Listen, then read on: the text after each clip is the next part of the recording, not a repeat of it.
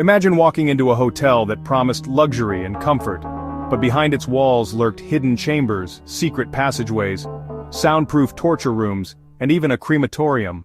Guests checked in, but many never checked out. This is the story of Herman Webster Mudgett, better known as H. Holmes, America's first serial killer, a charming con man, a master manipulator, and the architect of a building so terrifying it became known as the Murder Castle.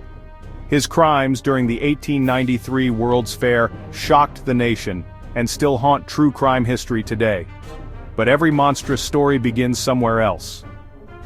Herman Webster Mudgett was born on May 16, 1861 in Gilmanton, New Hampshire. He was the third child in a strict, deeply religious family.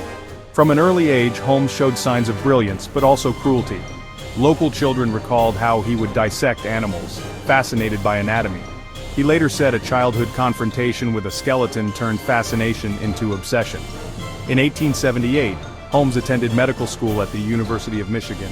He was intelligent, charming, and manipulative, but even in school, Holmes was already running scams. He stole cadavers from the medical lab, mutilated them, and then claimed they died in accidents, collecting fraudulent insurance payouts. This blend of medical knowledge, greed, and deception would define his dark career.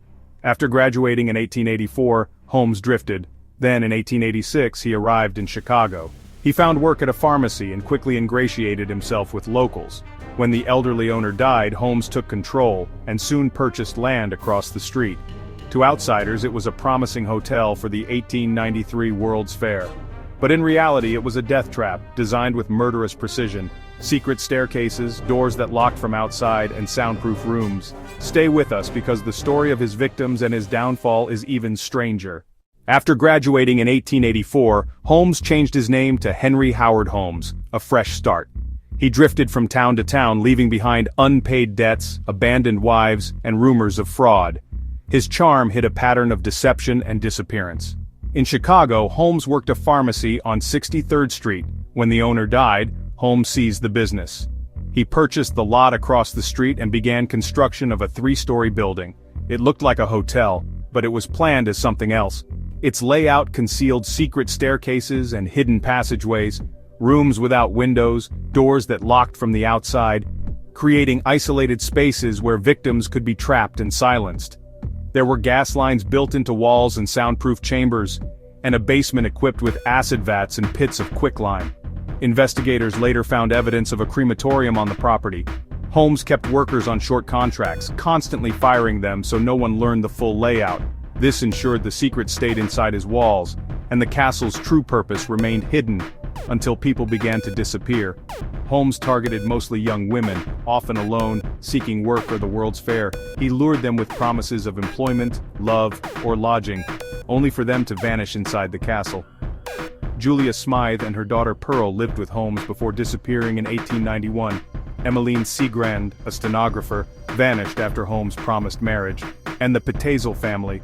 Holmes tricked Benjamin Pitezel in an insurance plot, then killed him. Worse, Holmes later murdered 3 of Pitezel's children while dragging them across the country.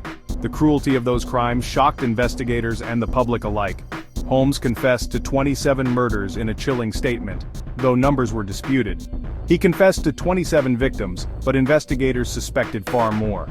Some estimates would later suggest as many as 200 victims, though evidence is debated. Part of the legend grew with sensational press coverage and rumor.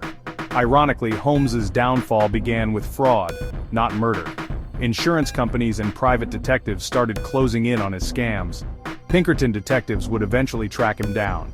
Holmes was arrested in Boston in 1894. When police searched the building, they found trapdoors, gas jets, and bloodstains. The press quickly labeled it the Murder Castle. News of the castle ignited public horror and fascination. Crowds gathered, eager for answers and spectacle. And the legend only grew as stories spread. In 1895, Holmes was tried for the murder of Benjamin Pitezel. His charm didn't save him in court. He was found guilty and sentenced to death. Holmes penned a chilling confession admitting to 27 murders, though some named were later found alive. His calm descriptions of killing without remorse shocked the public. The confession fed the legend and the horror. On May 7, 1896, Holmes was hanged in Philadelphia. Witnesses later said his execution was slow and painful. For many, it felt like a long-delayed justice. Holmes's castle was later destroyed in a mysterious fire. Some say arsonists set it ablaze to erase the evil within. But for investigators and historians, many questions remain. Was Holmes a genius killer who murdered hundreds? Or a con man whose legend grew larger than his crimes?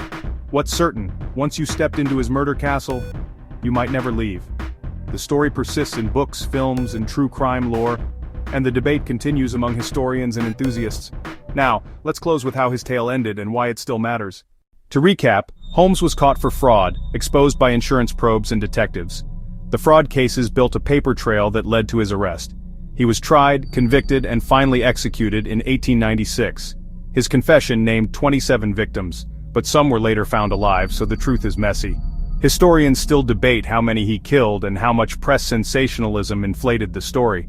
But the horror of the castle and the lives lost remain very real. The castle's ruins are gone, but its story endures. Holmes has become a macabre emblem of American true crime.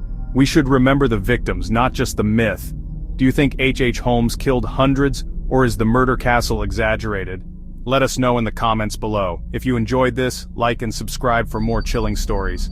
Thanks for watching. Stay curious, and stay safe.